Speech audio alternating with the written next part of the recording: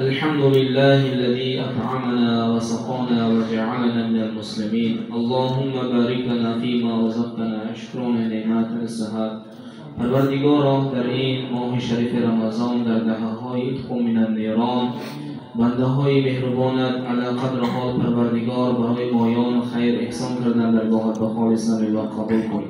پروردگار را ذخیره آخرت کن، سایبان روزی جزا کن. پروردگار عالم آنانی که پروردگار برای خانه خودت خالصا لله خدمت کردن، پروردگارا اولا مرتن صحت عطا کن، ایمانشان مستحکم کن. پروردگارا آنانی که منحمل خیر به احسان و پروردگار ذره‌اش حصه خوش کردن، پروردگار خودت مضاعف زیاده کرده با آنها عطا کنی. پروردگارا اهل بیتشان همیشه تیج کنی، آباد کنی، آسوده کنی. پروردگار عالم این اهل مومن های مایه، این جماعت مایه پروردگار با یکدیگر مهر و مروت ما زیاده کنی. پروردگارا در این روی زمین هم جایه هم نفس شده خودت راضی میشتگی کارهان ده همیشه ما جمع کردن و پروردگار موفق کنی.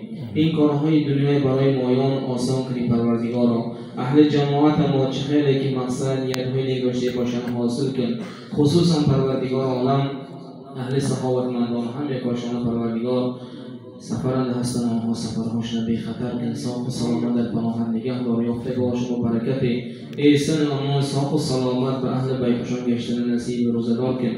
هردگی خیرهاشون درگاهت با قبول کن. پروردگار خود زیاده کرده برگردان. پروردگارا ای الله مهربانم به سال ماه بسیار رسانی. پروردگار تمام آمدگی ماه شریف رمضان پروردگار این جماعت ما را، این اهل ما را پروردگار صاف و سلامت در پناهت نگه دار.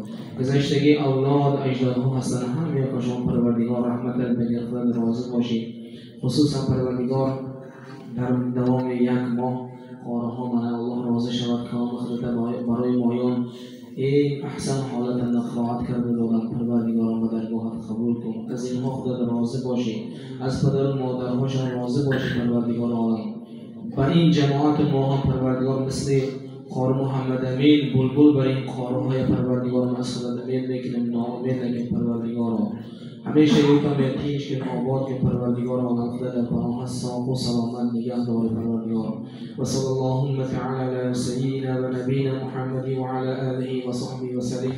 بار دیگر پروردگار از خودت ایمان مستحکم، قلبی از خودت میترسیدگی، زبانی همیشه خودت ذکر میکردگی، رزق حلال و پاک و پربرکات.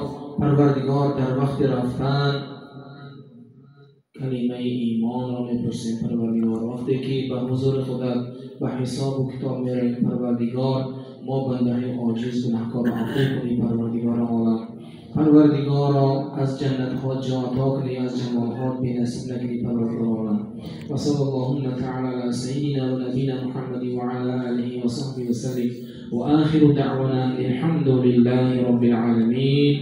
اللهم صل وسلم وبارك وسلم عليه برحمتك يا رب.